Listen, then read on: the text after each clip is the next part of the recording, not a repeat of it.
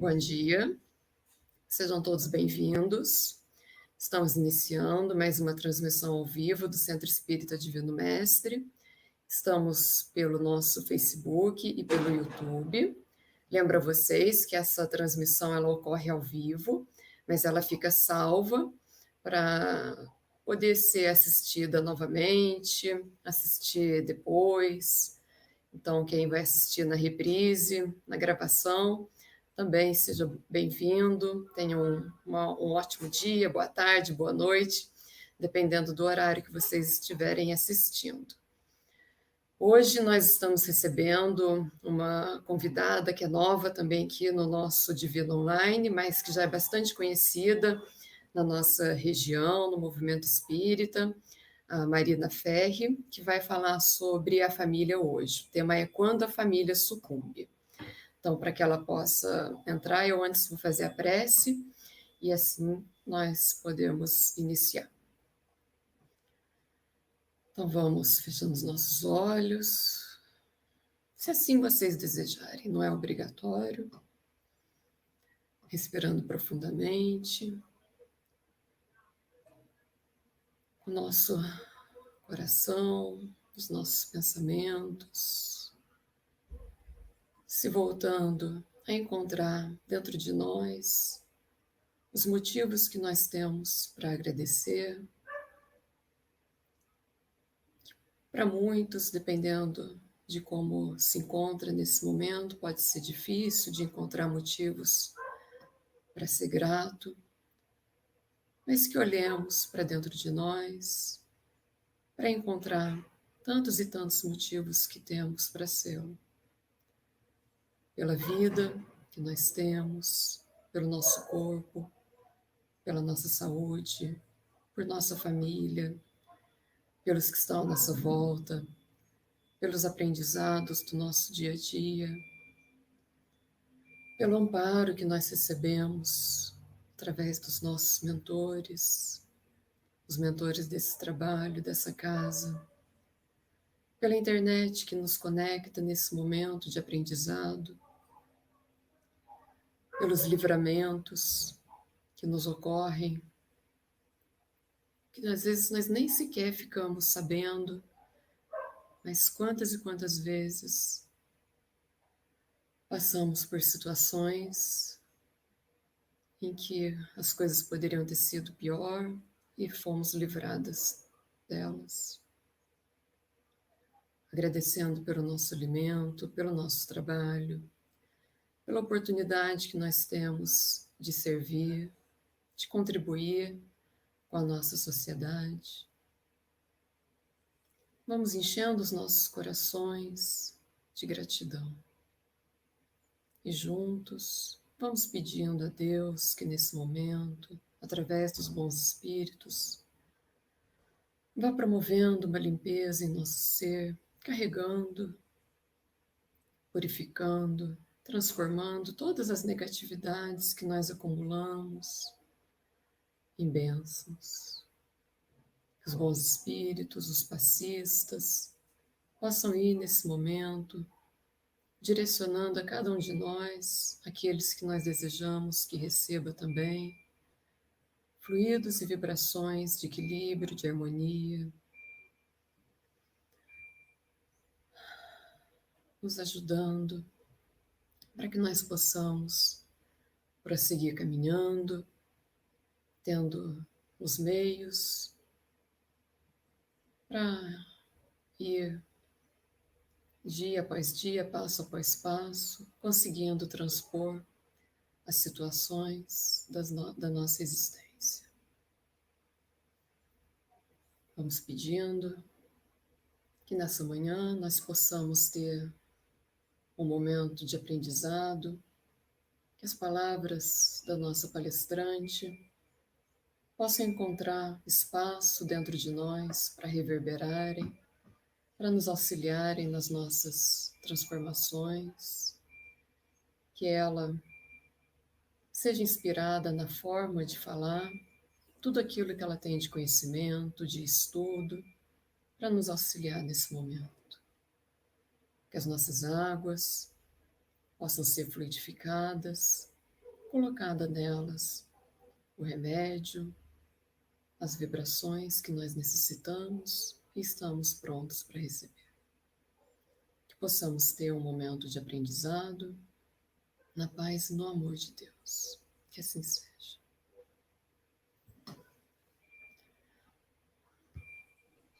Marina, bem-vinda. Uma satisfação receber a senhora. Muito obrigada, eu agradeço muito a oportunidade de começarmos bem o nosso domingo. Ai, sem dúvida. Então, hoje a senhora vai desenvolver esse tema bastante importante, né? Quando a família sucumbe. Que a gente precisa olhar e entender isso, né? Então, a gente combinou que se quiserem fazer perguntas, podem fazer e que a senhora vai respondendo no decorrer do tema, né? Sim, com certeza. Se a gente puder, se tiver ao nosso alcance, com certeza. Então, tá bom. Uma boa palestra. Qualquer coisa a senhora pode Obrigada. chamar. Eu estou aqui. Obrigada, Carolina. Muito obrigada. Olá, amigos. É sempre uma alegria quando estamos juntos. Estamos juntos com o pessoal de São José dos Campos, do Divino Mestre, e também todos aqueles que podem conosco entrelaçar os pensamentos nesse horário. É uma rede saudável de pensamentos e sentimentos do bem que nós precisamos verdadeiramente construir. Se queremos um mundo melhor, temos que trabalhar por uma psicosfera melhor para podermos, então, respirar, vivenciar e dirigir os nossos passos. Como sempre, as nossas reflexões são em cima dos ensinamentos da doutrina espírita. E este tema, quando a família sucumbe, é um tema importante, que poderia ser visto de muitas óticas, mas nós queremos conduzir por aqueles ensinamentos que a doutrina nos ajuda trazendo para que consigamos viver melhor. Sucumbir é desaparecer, é acabar, é se desfazer. Mas nós precisávamos entender a razão de família. E a doutrina espírita nos diz que o espírito humano, ele renasce num ambiente familiar próprio para as suas necessidades e experiências de amadurecimento psicológico. Muitas vezes, nós ouvimos nos ensinos da doutrina espírita de que reencarnamos para evoluir, para resgate. Sim, é tudo isso, é verdade. Reencarnamos num processo de evolução, a evolução da espécie humana, evolução do planeta. Reencarnamos também com a responsabilidade de resgatarmos faltas, erros cometidos. Sim, nós reencarnamos com essas funções, mas a maior vivência nossa, o maior foco nosso é o nosso amadurecimento psicológico. Como criaturas de Deus, precisamos amadurecer. Tudo já está em nós. A lei de Deus já está em nós. Então, nós só precisamos amadurecer para que tudo isso venha a florescer, a frutificar na caminhada da vida.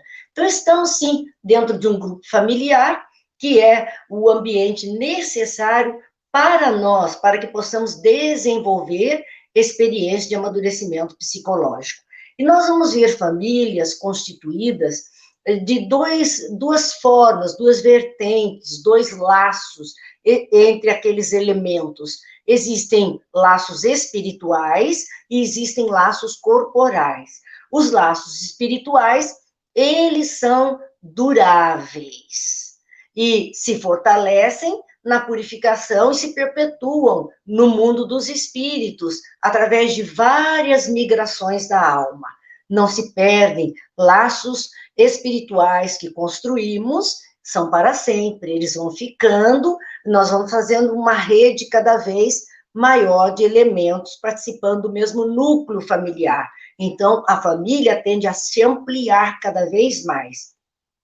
Que elementos são esses que estão dispostos a construir esses laços espirituais que terão a duração de uma eternidade? São os afetos e os desafetos, os amigos e os inimigos, que colocados todos no mesmo ponto, vão desenvolver condições melhores de ajustes, de reajustes, indispensáveis ante as leis do destino, ante a lei do amor. Mas existem aqueles núcleos familiares que se formam apenas por laços corporais. Laços corporais são os interesses materiais, as atrações materiais, tudo que está voltado apenas e unicamente com a visão terreal que todos nós temos aqui tantas vezes. E esses são laços frágeis. Os laços corporais não são como os espirituais que vão durar eternidade. Eles são frágeis. Como a matéria se extingue, eles também vão se extinguir. E com o tempo, muitas vezes, vão se dissolvendo moralmente já na existência atual. Muitas vezes não se consegue nem vencer uma existência dentro daquele núcleo que foi formado exclusivamente por interesses materiais. Então, na família, os elos de afinidade, simpatia, de repulsão ou antipatia, ou mesmo da indiferença, que fazem parte, então, desse universo de nossas experiências existenciais, formam ingredientes silenciosos que compõem, associados a outros fatores, o contexto conflitivo ou não de muitas famílias. Então, é essa somatória. Os laços que nos uniram, espirituais ou corporais, os elos de afinidade ou não, de simpatia ou não, ou até de indiferença que vamos alimentando, são esses componentes todos que vão fazer com que, dentro daquele grupo chamado família, exista contexto aflitivo, dificuldades, desentendimentos, ou não. Poderá haver uma harmonia perfeita, um equilíbrio entre aquelas criaturas. E assim, por conta de tudo isso, nós vamos ver que algumas vezes o lar, por conta desses elementos todos, é um santuário. É o templo onde almas engrandecidas pela legítima compreensão exaltam a glória suprema do amor sublimado. Então, são lares perfeitos, lares saudáveis, não perfeitos, mas saudáveis em si, lares que possibilitam uma vida tranquila para aqueles elementos que ali estão. Mas na maioria dos lares terrenos, os lares não são esse mar de rosa, esse templo onde as almas se encontram, mas são cadinhos purificadores, segundo Martins Peralva, na obra Espiritismo e Lar. Ele diz, em sua maioria, os lares são cadinhos purificadores, onde, sob o calor de rudes provas e dolorosos testemunhos, espíritos frágeis caminham vagarosamente na direção do mais alto.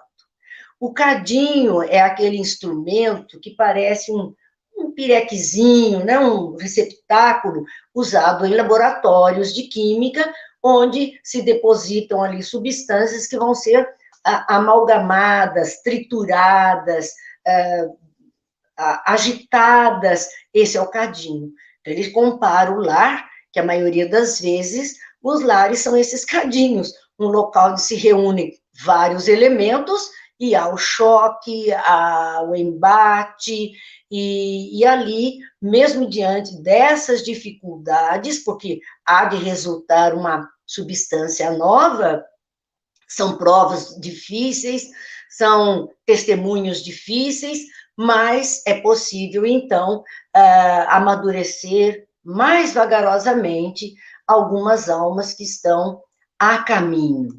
E aí nós vamos pensando nesses espíritos frágeis que caminham vagarosamente para o mais alto e precisam, então, passar por choques, por experiências mais duras para acordar, para perceber alguma coisa melhor. Nós vamos nos lembrar de parábolas de Jesus. Jesus já falava sobre isso. A parábola do filho pródigo, que é narrada lá no Evangelho de Lucas, no capítulo 15, versículos de 11 a 32, o que é que disse Jesus? Ele conta uma história, que nós vamos sintetizar muito aqui, mas de um homem que, bem-sucedido na vida material, que tinha 2 filhos, e o caçula um dia pede o que é de direito da sua herança, o pai lhe dá e ele sai pelo mundo, e gasta como se não houvesse amanhã. ele gasta tudo de uma vez, extrapola todos os limites e fica na miséria.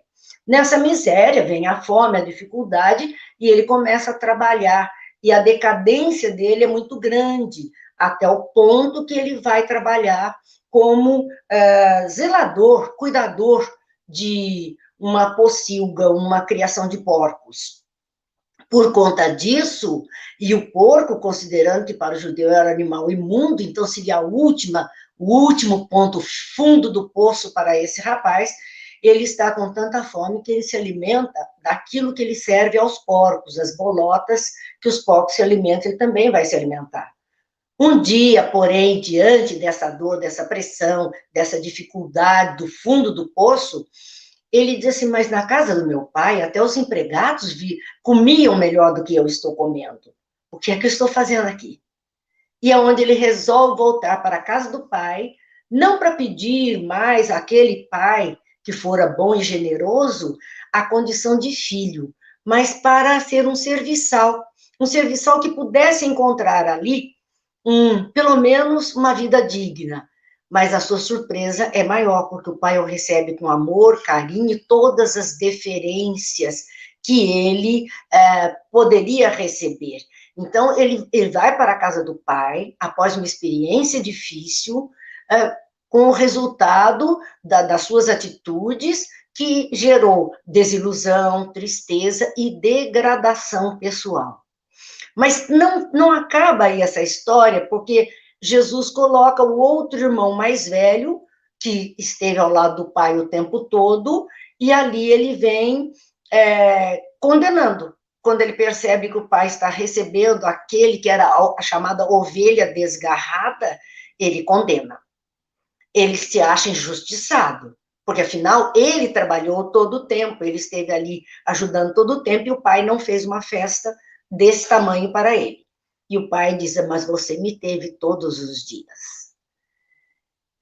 É a família, os desentendimentos, aqueles filhos que não compreendem muitas vezes, que aquele filho mais difícil exige mais daquele pai, daquela mãe, daquele lar, que ele precisa voltar e ser acolhido, ele precisa se sentir acolhido para poder, quem sabe, regenerar-se, e agora, mediante a lição dura que ele levou, ele possa fazer melhor.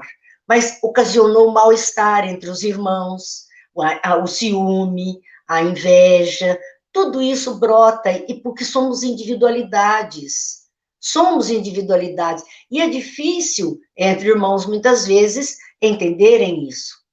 Perguntaram à mãe qual era o filho mais importante para ela, aquele que ela gostava mais. E, simplesmente, ela disse assim, aquele que está sem emprego, até que tenha emprego. Aquele que consiga, que esteja doente, até que fique sadio. Aquele que possa sair do conflito em que se encontra. Eu vou me desculpar aqui com, acho que é Elba, porque eu estou vendo pelo celular, está muito pequenininho, Elba, que você me pede, eu vou me desculpar e vou pedir. Deixa eu ver se a Carolina socorre. Vou ler. Os espíritos integrantes de uma família onde existem somente laços corporais entre eles poderão reencarnar na mesma família para constituírem ou aprenderem a ter o laço mais afetivo e forte? Com certeza, essa é uma experiência. Primeiro foi um interesse muito material, o que ligou. Mas isso não exclui o desenvolvimento, e é para isso que estamos juntos, de sentimentos mais nobres. Então, se de início foi instinto, foi pele, foi dinheiro, foi posição social, por que não podemos descobrir aí, dentro disto mesmo, alguns sentimentos mais nobres de amizade, de carinho, de atenção, e que, num futuro, possibilite os laços espirituais que estão tendo início, muitas vezes, nesse ponto. Não é fácil conduzir por muito tempo o grupo unido quando os interesses são só materiais. Mas se dentro dos interesses materiais desenvolvem-se, começam a surgir os interesses espirituais, os laços espirituais, isso tende a ir e muito bem para frente, com possibilidade de outras experiências. Nós vemos aqui, estamos falando do filho pródigo. Houve somente interesse material. Quando ele volta, ele não tem mais só o interesse material, ele se sente acolhido, ele se sente grato ao pai, então ele desenvolveu sentimentos que até então ele não tinha. Nós sabemos que a partir daí ele será um bom filho.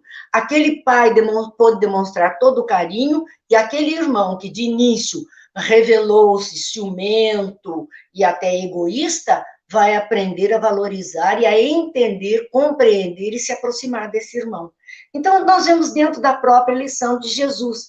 A família sucumbiu num primeiro momento, ela se desestruturou com a saída desse, com a recepção, com o estranhamento, com o gasto de tudo que era material, e agora começa uma nova etapa da mesma família, com interesses agora mais puros, interesses melhorados. Continuando, então, nós vamos ver um outro momento, uma outra situação de família que Jesus mostra, que é o caso de duas irmãs, Marta e Maria, que também está no Evangelho de Lucas, no capítulo 10. Marta e Maria, duas irmãs que viviam sob o mesmo teto, porém, elas tinham interesses diferentes, comportamentos diferentes. E Jesus vai até a casa, se hospeda na casa delas, né? E ali nós vemos a Marta, ela muito ocupada com a casa, com o que vai servir, com as coisas, e Maria mais tranquila, senta-se aos pés de Jesus para ficar ouvindo os seus ensinamentos. Mas qual era o comportamento de Marta?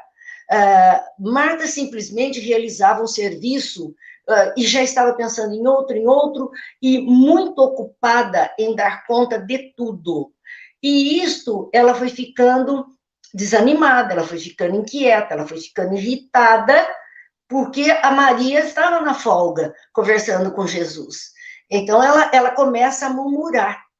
O trabalho que ela estava realizando, ele deveria ser um trabalho de amor, de dedicação, de acolhimento, estava para ela, naquele momento, se tornando uma tarefa pesada demais, demais. Para Maria, para Marta, aquilo ali estava insuportável. E ela começou a se considerar vítima. Só eu, coitada de mim, eu que tenho que dar conta. Coisinhas que nós sabemos muito bem que acontece dentro das famílias. Alguém faz, mas está ali o tempo inteiro reclamando, e passou a acusar a irmã diante de Jesus, que estava ali, que era um hóspede. E no final, a irritação dela é tanta que ela inclui Jesus na confusão, que é por conta dele que tudo estava transcorrendo daquela forma. E Jesus diz a ela: Marta, Marta, Maria escolheu o melhor. Porque o olhar de Marta estava apenas para as paredes, para tudo. Claro, é louvável querer ter tudo em ordem, tudo arrumadinho, mas não podemos ser exclusivamente voltados para a materialidade terrena. E é isso que Jesus chama atenção. Porque muitas vezes, para nós, aqui, acontece a mesma coisa dentro do núcleo familiar. Temos excesso de atividade, excesso de trabalho. E ainda mais no nosso mundo atual.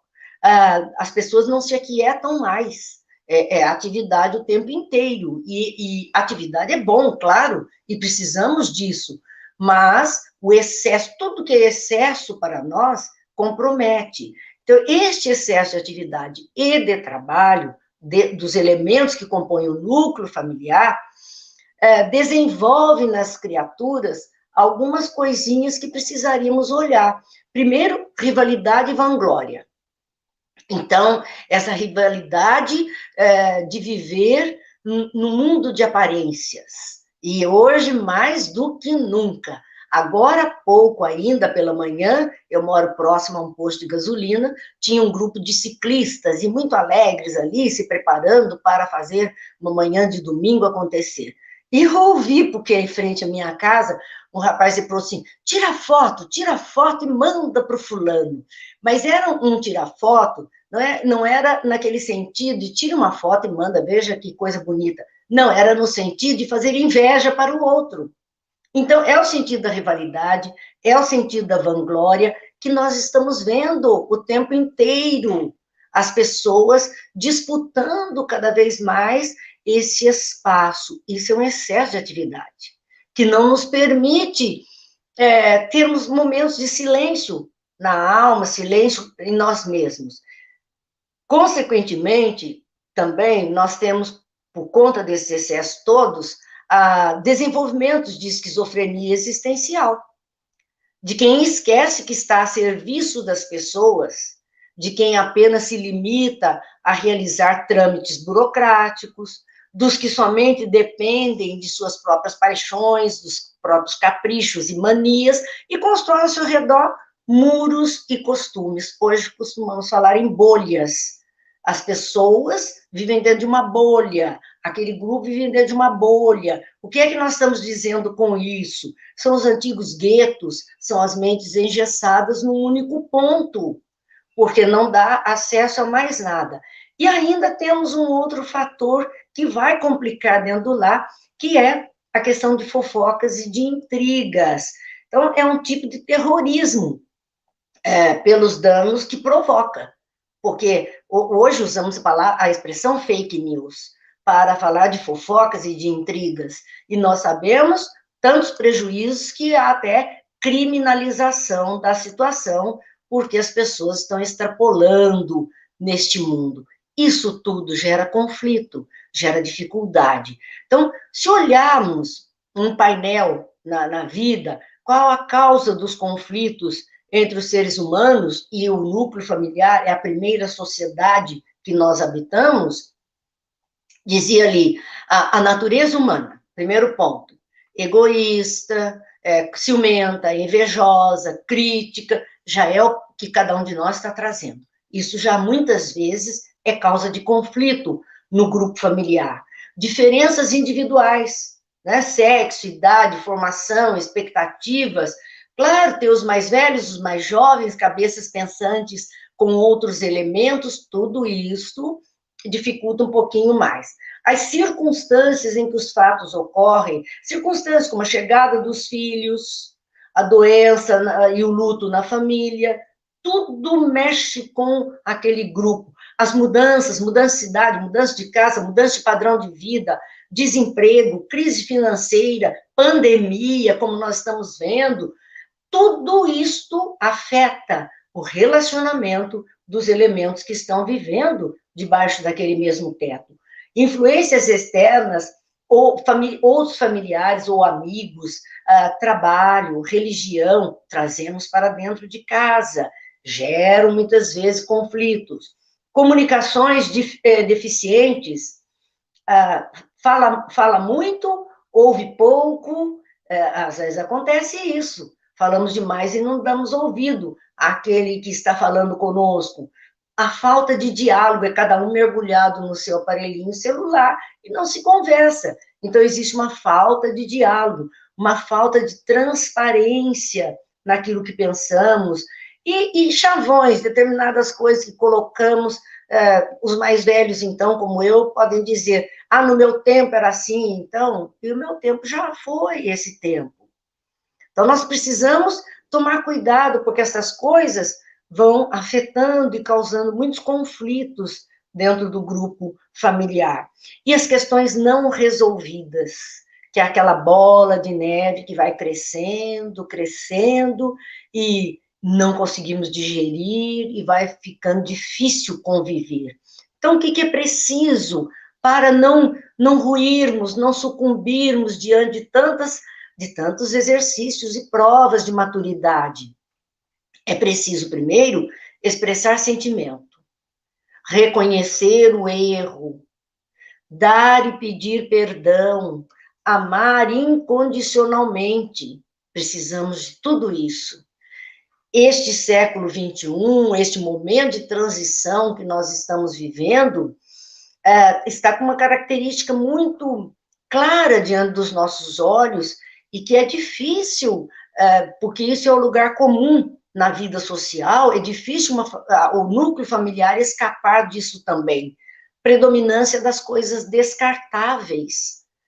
as coisas estão tão descartáveis, que mandaram para mim um vídeo de uma empresa norte-americana, eu acredito, que está fazendo uma maca de papelão, e esta maca ela tem uma dobradura especial que se transforma como uma caixa de sapato, é um caixão de defunto, tipo caixa de sapato, onde eles colocam até a tampa de papelão, e aquilo já se transforma para que não haja, diante do Covid e das dificuldades, não haja nenhum contágio, já é aquilo servindo como uma urna mortuária. E aí uma amiga escreveu assim, nossa, como nós somos descartáveis. Pois é, descartáveis. Porque as coisas, para nós, na sua maioria, é tudo assim, não tem importância que isso não é muito bom, é para durar só 2 meses, é para se acabar, é descartável mesmo, não precisamos mais disso, vou usar só agora, deu para agora, tá bom demais. Só que esse hábito para as coisas materiais acabam indo para as relações. E aí as relações não são descartáveis assim. Então, nós temos que prestar atenção. As relações familiares vão ficando de pouca profundidade, também é superficial, também é por um tempo mínimo e poderá ser descartável, porque é esse o ritmo que nós estamos empreendendo para nós mesmos. Peraí, além das pessoas, vou pedir o socorro de novo da Carolina, senão eu não consigo ver. A Beth Moura pergunta assim: além das pessoas encarnadas na mesma família, poderá acontecer outro tipo de interferência como a sociedade? Eu acho que, sim, é disso exatamente que nós estamos falando. Quando estamos falando aqui, Beth, exatamente por conta desse momento de transição, desse século XXI, muita ciência, muita tecnologia que nós estamos tendo, nós estamos vendo isso, a predominância de coisas descartáveis. Então, já existem aqueles conflitos naturais do ser humano dentro do grupo familiar. E aí vem essas ideias externas que vão sendo trazidas para dentro do grupo, que são ideias para o mundo material e que nós acabamos transferindo para os elementos humanos também, olhando esse elemento humano como um objeto também descartável, de pouca duração, os relacionamentos podem ser só superficiais mesmo, não há que ter profundidade, a vida em família se limita a uma convivência superficial, mal se encontra, mal se fala, mal se vê, mal se atende um ao outro, porque sempre todo mundo, cada um dentro da sua bolinha e sofrendo a influência exata daquilo que está vindo de fora. E as palavras acabam por não combinar muito com as atitudes que desenvolvemos. Então, cada dia que vai passando, vai aumentando o número de famílias em processo de desmanche. Vão se diluindo, porque família é núcleo, é aconchego, é ponto de encontro, e de repente não estamos valorizando isso, e as famílias vão se desmanchando, desmantelando. Então é preciso, quando essa família está em processo de desmanche, está sucumbindo mediante problemas internos do grupo ou de cada indivíduo e problemas externos trazidos da sociedade contemporânea que estamos vivendo, é preciso recuar de tudo isso. E, às vezes, nós temos a dificuldade de não enfrentar. Recuamos para fugir disso, da situação de desarmonia, do cônjuge difícil, dos problemas aparentemente insolúveis, nós queremos distância. Mas quando nós estamos recuando, nós estamos recusando um remédio importante que foi prescrito para quê? Para curar as nossas mazelas, para eliminar as dificuldades, para melhorar as nossas estruturas espirituais. Nós precisamos aprender a resolver essas dificuldades, a situação de desarmonia, o cônjuge difícil, os problemas aparentemente insolúveis, nós precisamos resolver conflitos emocionais que vão barrando os nossos passos no caminho evolutivo. Se nós estamos em experiência para melhoria, para o amadurecimento psicológico, nós não podemos fugir, que é a nossa primeira vontade. Não enfrentar, não insistir, não tentar mais um pouco, não buscar uma solução. Então, muitas vezes, para atender a esse nosso anseio de fazer dar certo, de resolver aquela situação aparentemente sem solução, é razoável que nós busquemos o auxílio de técnicos capazes de sanar essas lesões, né, no barco que está em perigo. São os nossos psicólogos, os terapeutas, que vão poder nos ajudar a olhar as coisas de uma forma diferente. Os médicos para resolver situações, amigos, conselheiros, tudo isso vai se revestindo de um valor inapreciável para ajudar a solucionar. Nós temos que buscar essa ajuda, se não estamos conseguindo resolver a situação. Urge salvar essa embarcação que está a ponto de naufragar. Nós temos que buscar essa ajuda. Então, ela pode naufragar, ou ela pode se bater nos rochedos das dificuldades morais, ou naufrágio mesmo nas águas do desencanto.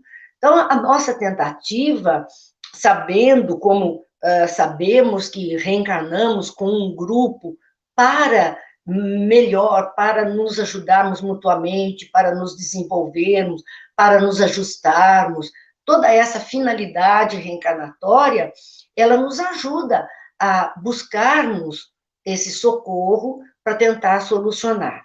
É claro que nem sempre conseguimos. A Elba pergunta alguma coisa mais sobre o grupo familiar? Num grupo familiar, há possibilidade de um espírito evidenciar experiências nobres, exemplificando com o objetivo de unir a família? Sempre vai haver aquele que a gente chama que é o escoro, a pilastra mestra, aquele que veio para, até como missão, ajudar aos outros no conflito a se melhorarem. Vamos lembrar um exemplo, Elba, da própria mãe de André Luiz. Ela vai reencarnar e ela deverá reencontrar o marido que teve lá comprometimentos, e este marido, ela vai ajudá-lo, e vai ajudar duas jovens que foram desencaminhadas, vai socorrer, para poder, então, viverem melhor e reequilibrarem.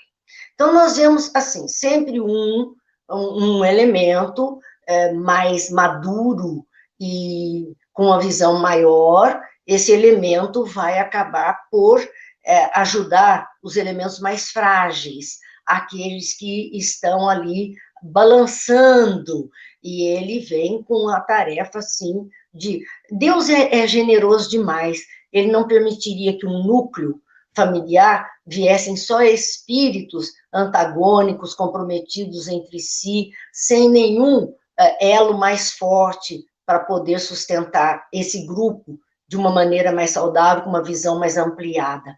E isso não quer dizer que sejam os mais velhos. Nós podemos ter espíritos mais jovens dentro do grupo, com esse nível de maturidade espiritual, que vai ajudar a família inteira a se tornar melhor, a se tornar diferente, muito diferente. Então, nós vemos aqui, falando ainda de quando não se consegue, mesmo com toda ajuda, não se consegue esse equilíbrio. Diz Emmanuel, no livro Vida e Sexo, que o divórcio, a rigor, não deve ser facilitado. O divórcio como ruptura, como a separação, não deve ser facilitado, não deve ser facilitado. Muitas vezes nós somos compelidos, diz ele, a últimas fronteiras de resistência, e é natural que o esposo ou a esposa, relegados ao sofrimento indébito, se valha do divórcio por medida extrema. E aí ele coloca a medida extrema pelo caos estabelecido naquele grupo, o suicídio, o homicídio, as calamidades que complicariam ainda mais o destino daquelas pessoas. Então, diz Emmanuel, baseada em razões justas, é providência humana e claramente compreensível nos processos de evolução pacífica. Quer dizer, nem sempre vamos conseguir o intento numa única encarnação ou reencarnação daquele grupo. Às vezes tem que se parar aquela experiência, porque ela poderia ter um transtorno maior, ser mais difícil, mais comprometedor, então se para continuar numa próxima experiência do ponto em que parou, até conseguirem desatar os nós e transformarem o ninho de amor que a família deve ser. Então, nós temos neste momento, a família pós-moderna, a impressão que a gente tem é que muitas famílias estão menos sólidas que as anteriores, né? Que elas vão se diluir mais fácil. E pode ser, sim, que estejam mesmo, por essas todas circunstâncias, menos sólidas. Mas a gente ainda tem que acreditar que elas estão mais promissoras. Porque se há uma lei de progresso e Deus está à frente de tudo isso, todas essas mudanças pelas quais passamos, elas têm que ter uma significação, uma importância de um resultado cada vez melhor. Então, mesmo hoje, parecendo muitas vezes caótico o fato, ela pode ser mais promissora. Mas quando isso vai acontecer? Quando toda a desordem que nós estamos notando for superada. Especialmente essa desordem dos conceitos, como nós vimos, ideias diferentes. Nós vamos ter que equalizar tudo isso no ambiente familiar para que a família consiga se acomodar em novos moldes do nosso tempo pós-moderno. Então, é urgente que a família tenha as chaves do entendimento que o Espiritismo oferece para que ela possa superar esse momento de caótico, este momento de que não sabemos nem como mais proceder tantas vezes mediante mudanças, e as mudanças estão muito aceleradas, talvez isso dificulte mais ainda. Precisamos de alguns elementos que o Espiritismo pode nos oferecer. E tem algumas chaves para que a gente possa abrir portas e ver um horizonte maior. Então, há uma primeira chave, que Deus é a chave de compreensão do universo. Então, quando nós começamos a nos voltar ao pensamento de Deus, às criações divinas, aquelas primeiras questões do Livro dos Espíritos, Kardec já fez isso, que é Deus, e atributos da divindade, tudo que Deus criou. Quando nós começamos a ter esse entendimento, nós já começamos a compreender que o universo não está largado, que não há um caos tão grande, que as coisas estão se desenvolvendo, se desenrolando, e aí nós vamos para uma outra chave que o Espiritismo nos traz. A alma é a chave da compreensão do homem. Então, quando Kardec diz a alma é o espírito encarnado, ele está dizendo que a alma é o homem que está aqui caminhando na Terra, cada um trazendo as suas dificuldades. E a reencarnação é a chave da compreensão do destino. Agora nós estamos vendo Paulo perguntando para pais que matam os filhos e filhos que matam os pais. Por que isso acontece? Exatamente, Paulo, dentro dessas chaves que o Espiritismo está nos trazendo, da compreensão de que a alma é o homem, é o homem que está aqui encarnado, e que a reencarnação para compreendermos o destino, e o nosso destino é a luz e a felicidade, o amor, que é a lei de Deus. Quando isso acontece, é porque estas almas, né, que são os espíritos encarnados, nos núcleos familiares, no enfrentamento antagônicos, antipáticos entre si, cobradores entre si, essas criaturas, não, eles conseguiram conviver um período de tempo. Um período de tempo. Às vezes, um tempo mínimo. Nós vemos pais assassinando crianças pequenas, que viveu 3, 4, 5 anos junto deles. Tão pouco tempo, mas para aquele espírito foi já uma experiência de aproximação. De aproximação. Então, acontece por conta dessas dificuldades, desses antagonismos e desse olhar muito materialista, onde o egoísmo fala mais alto, o egocentrismo fala mais alto, onde esses interesses materiais e tudo que é terreal tem mais valor do que aquilo que é espiritual, onde o desconhecimento de Deus, da religião, dessa lei do amor, da reencarnação, do entendermos que estamos juntos por uma razão, então, tudo isso ainda é possível de acontecer no homem endurecido, no homem que ainda traz viciações muito gritantes, nos egoísmos, nos ódios. Às vezes são obsessores que estão encarnados debaixo do mesmo teto e não conseguem se olhar, e não conseguem se entender. Nada justifica que não estamos aqui para isso. Ninguém veio para matar, ninguém veio para morrer assim. Não é isto. Era para superar a dificuldade. Mas acontece que nem sempre conseguimos vencer o homem velho que está em nós. Por conta disso, essas atitudes. E aí, responde-se no mundo terreno e responde-se no mundo espiritual. E enquanto essas situações não conseguirem chegar a bom termo, essas almas estarão se reencontrando para poderem se ajustar na lei do amor. Não é castigo de Deus, é para aprender a se amar, para aprender a se respeitar, aprender a se querer bem, aprender a se cuidar. Então, desta forma, é que a reencarnação é uma chave da compreensão do nosso destino. O nosso destino é o bem, é o amor, é a plenitude. Mas, talvez, alguns, em 2 reencarnações, junto daquele outro elemento, ele consiga se ajustar. Talvez o outro precise de 2.000. Não sabemos, é o tempo. E claro que, quanto mais tempo demore, mais sofrimento para estas criaturas que estão envolvidas nessa situação.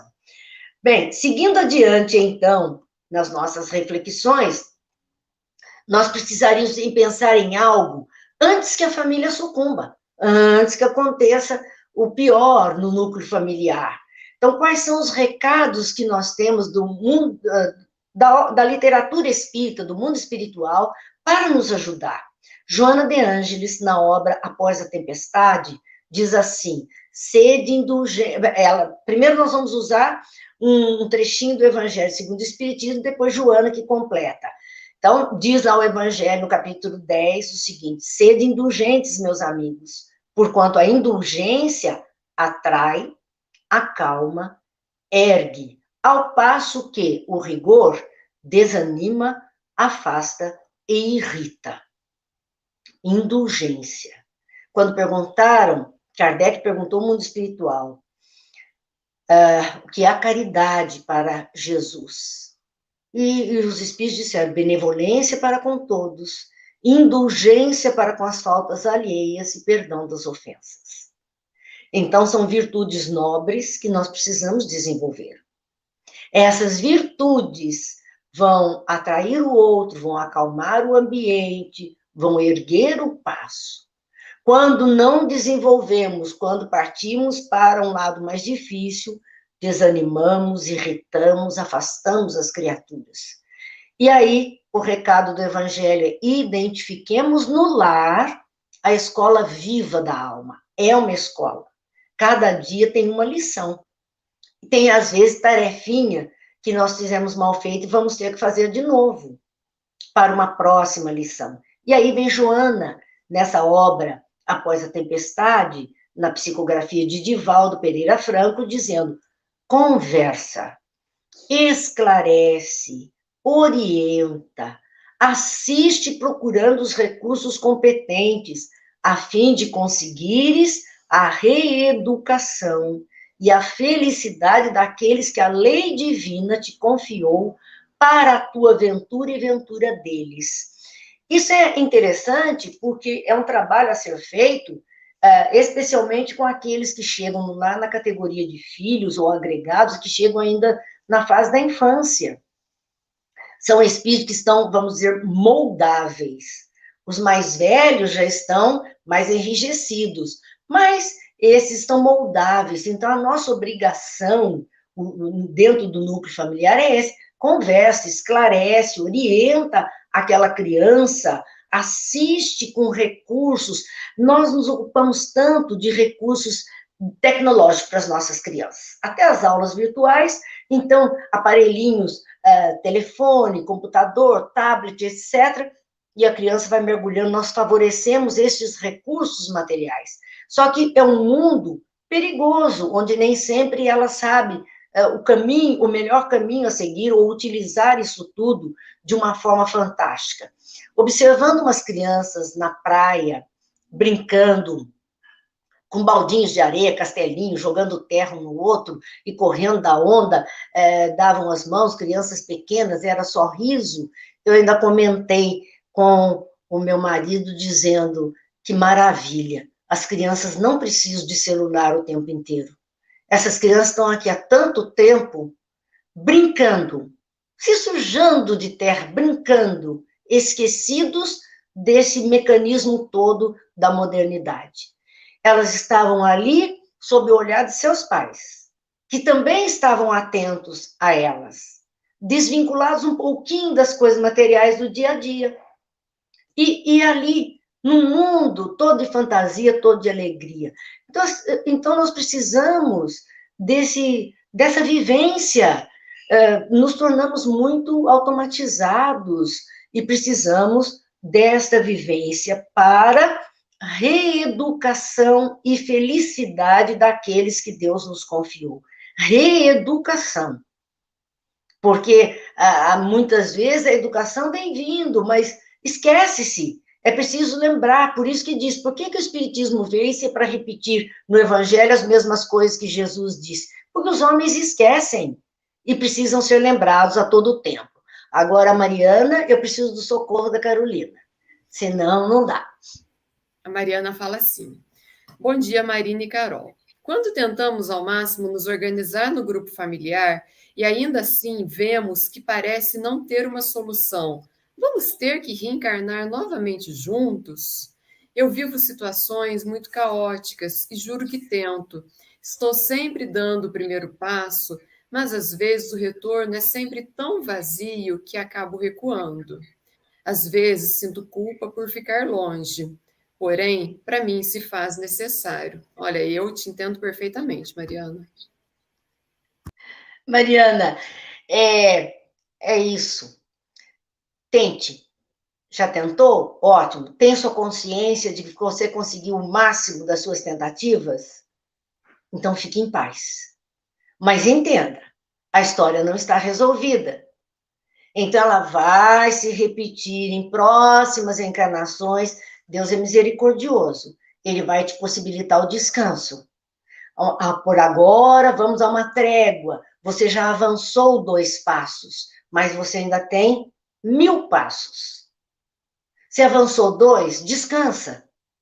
Descansa. Fez tudo que podia. Procura enviar ainda pensamentos bons, porque no fundo a questão é, nem sempre vamos ter gratidão, nem sempre vamos ter reconhecimento. Não adianta fazermos esperando que o outro acolha, muitas vezes de boa vontade, e demonstre até alegria por ter recebido. Não, vamos fazer porque nós ficamos felizes de fazer. Vamos tentar porque temos a consciência de que precisamos tentar para ficar em paz. Mas é aquilo que Emmanuel dizia e que a página do Evangelho fala sobre as separações. Antes que o mal se torne maior, antes que a coisa se torne insuportável, antes que vá aos extremos, é melhor dar uma pausa, dar um tempo, mas vai haver um hiato, vai haver um momento, mas retoma-se, pega-se do mesmo ponto. E às vezes, Mariana, esse recomeçar já vai para o mundo espiritual. Vamos lembrar André Luiz de novo? Ele teve um caso, quando jovem, com uma mocinha que trabalhava na casa dele. E ele acabou desencaminhando essa mocinha na ocasião, quando os pais dele descobriram, mandaram André Luiz estudar num lugar e deram um passa fora para a mocinha que era serviçal da casa.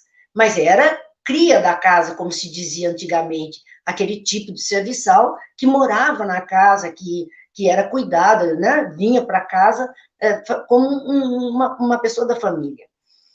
E ele nunca mais viu a moça. Cuidou da vida dele. Quando chega agora no mundo espiritual, ele está trabalhando nas câmaras de retificação e ele tinha um desejo imenso de conhecer o pavilhão feminino, ele estava no masculino. Narcisa permite que ele vá até o pavilhão feminino e ele tem a atenção chamada para uma jovem senhora que está cega, lá num dos leitos.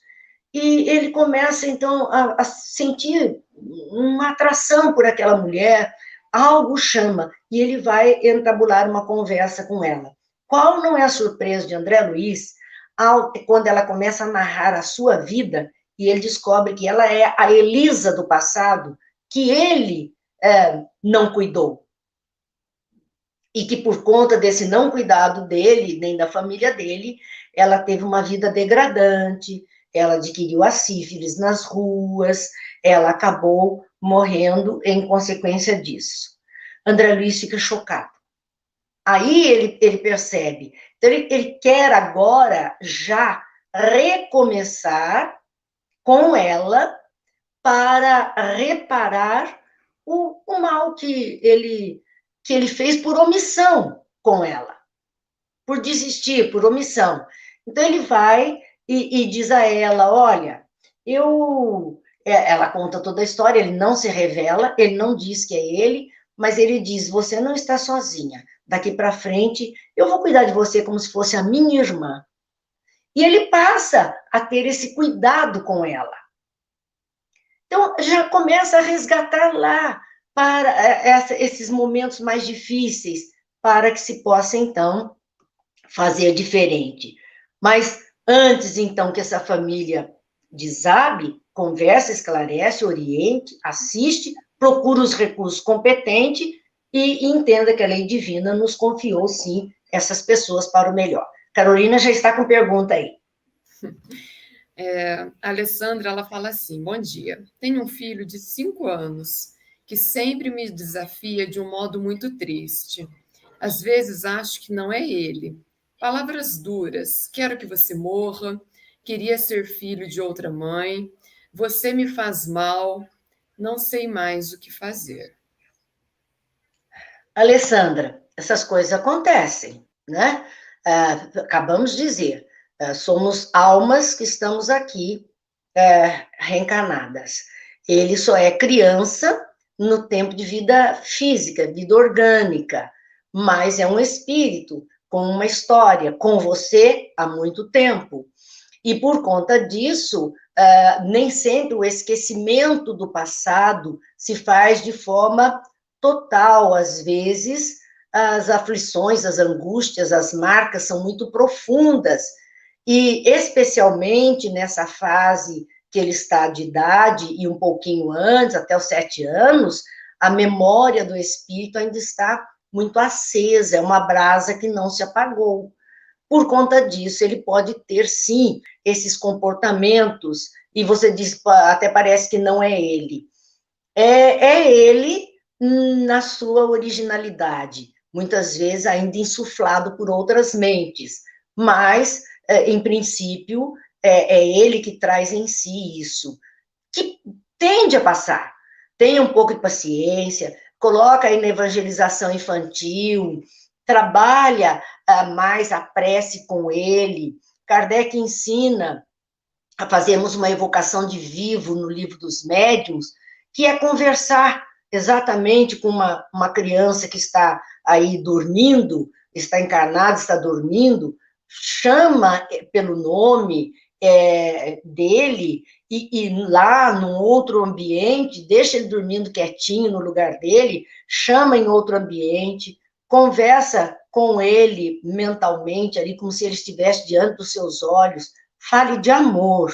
Não use as palavras, não faça assim, não se comporte assim. Pelo contrário, diga o quanto você ama, o quanto ele é importante, o quanto ele é abençoado por Deus, ele é iluminado, que vai ser um homem bom, vai ser um bom chefe de família, um bom filho.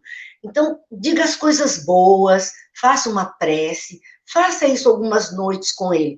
Pode ser que depois de uma experiência dessa, quando você fizer especialmente a primeira vez, ele acorde muito irritado. Ele acorde muito mexido, porque o espírito recebeu essa orientação no desdobramento do sono. E ele acorda, vem para a realidade, e ele pode estar muito mexido e você ter um dia perturbador. Não se abale. Nessa hora, prece, oração, oração. E vai mantendo esse diálogo, você vai ver como isso acalma. Evangelho no lar, para que ele também participe. Ah, mas ele não quer, não tem importância. Onde ele estiver ali por perto de você, ele vai estar ouvindo. Ele pode até estar brincando, mas ele vai estar recebendo. Então, faça evangelho no lar, coloque na evangelização infantil, ele precisa desse reforço da religião para que ele possa estar melhor. E vai passar, porque aos 7 anos, essa chegada dele na Terra se conclui. Trabalhe agora, está faltando pouquinho, e ele vai se encaixar, você tem chance ainda, nesse período de tempo, de fazer com que esse espírito se acalme e agradeça, reconheça a possibilidade reencarnatória e siga bem em frente. Nós pedimos a Deus que isso aconteça. Coloca o nome dele nas preces do centro, para que tudo esse turbilhão momentâneo, que é de uma reencarnação muito recente, possa se acabar. A Elisete está falando a respeito do homem velho que existe dentro, né? E que exige um processo permanente de reforma íntima. É isso, é trabalhar os valores morais, né? A tarefa para muitos é difícil, mas é tarefa de todos, é tarefa de todos. Essa transformação interior, por isso que Joana está dizendo, para que possamos melhorar. Vamos ver aqui o que é que fortalece o amor em família, que vai ajudar tudo isso, que ajuda essa transformação. Palavras amáveis, elogios, incentivos, estímulo. Quanto mais dizemos o que é ruim, mais o mal fermenta. Quanto mais falamos o que é bom, mais o bem fermenta. Então, palavras amáveis, atitudes de gentileza, ajuda, auxílio, organização, cooperação, chama para cooperação, vamos juntos. Bom humor faz falta, sorriso, a boa música, vamos rir dos próprios erros, todo mundo erra, por que não vamos rir? Companheirismo é fundamental. Sair, fazer tarefas juntos, estarmos sempre ali envolvidos uns com os outros. A bondade, tratar os outros como gostaria de ser tratado, foi isso que Jesus ensinou. O respeito que precisamos ter, né? Não há nem homem nem mulher, todos são irmãos em Cristo, todos são filhos do mesmo Deus, então temos que aprender a respeitar e destinar um tempo aos filhos, ajudando a construir essa autoconfiança, estimulando, comemorando as conquistas que eles têm, ensinando a pensarem positivamente, e dizendo o quanto é bom ser pai e ser mãe deles. E assim, meus amigos, nós vamos ver Chico Xavier, em uma entrevista à revista ID, né, da editora ID, uma entrevista que ele fez, dizendo, precisamos agora, quando se opera vasta revisão dos valores domésticos, familiares e sociais, da prática de um amor sem limites, de uma tolerância imensa, para atingirmos um acordo geral de reharmonização e então iniciar uma nova era. Queremos a nova era. Queremos esse mundo novo, falamos em transição, e é exatamente nesses momentos de mudança, como estamos vivendo, que tudo ferve, tudo se complica, parece, é como se mudássemos de casa, chegássemos com todas as caixas da mudança, colocando dentro de um único cômodo, e agora temos que ir abrindo caixa por caixa e vendo onde vamos colocar a ordem, leva algum tempo, para que tudo chegue no seu lugar. Nós estamos assim no mundo. Parece que todas as caixas estão esparramadas na face da terra, e nós temos que ir selecionando as que têm importância, as que têm valor, colocando cada coisa no seu lugar. A criança e o jovem, neste momento, sobretudo neste momento, reclamam a direção no bem.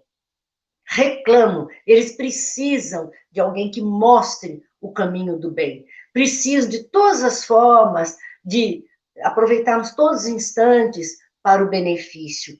Coopera com Jesus, evangeliza essa criança para que tenhamos um lar futuro mais equilibrado, porque a família evangelizada é a sociedade transformada. Nós queremos muito, meus amigos, que essa sociedade se transforme, que os lares não sucumbam, as famílias não sucumbam diante das dificuldades que o mundo está enfrentando, mas nós vamos precisar mais do que nunca, nos lares, dessa força que a religião traz, seja ela qual for. Nós precisamos da força das religiões dentro das famílias para que a harmonia se estabeleça e o bem se faça. Lembremos, família evangelizada, sociedade transformada. Agradecemos muito essa manhã de domingo, aos companheiros aí que participaram conosco, e que possamos, sim, honrar a tarefa que Deus nos confiou de estarmos aqui, unidos em vínculos do coração, para nos reajustarmos com essas almas que conosco partilham da caminhada terrena. Deus abençoe a todos, agora e sempre. Olha, realmente o comentário da Elba é verdadeiro. Ela fala assim: Marina, que maravilha sua palestra, foi muito acolhedora e esclarecedora, eu te amo. Eu amo todos também, muito obrigada. Vocês é que são ótimos, e essa doutrina abençoada que ilumina as nossas consciências para que a gente supere. São dificuldades, não é a vontade de Deus que a gente sofra, Ele quer que todos nós sejamos felizes. Nossa, foi assim, foi espetacular a palestra da senhora, as suas palavras, e a forma da senhora colocar as coisas tão carinhosa, tão amorosa. Então, a nossa gratidão pela dedicação da senhora, por poder trazer, né, para a gente essas explicações dessa doutrina tão maravilhosa e de uma forma tão simples, tão direta, mas, acima de tudo, com tanto amor. A nossa gratidão. Obrigada. Olha, os comentários aqui são todos nesse sentido. Foi maravilhoso, que bênção. Então, realmente, muito obrigado para a senhora ver, né? Que é um tema que, às vezes, a gente não encontra o palestrante que queira fazer, porque ele é um tema denso, né? A gente falar da família sucumbir, dessas dificuldades da família. E a senhora falou de um jeito tão carinhoso, tão amoroso, que as pessoas conseguiram captar a mensagem e acolher, né? Elas não ficaram ofendidas e nem nada, né? Então, é um tema muito importante e que ele é pouco falado. Então, realmente foi muito bom.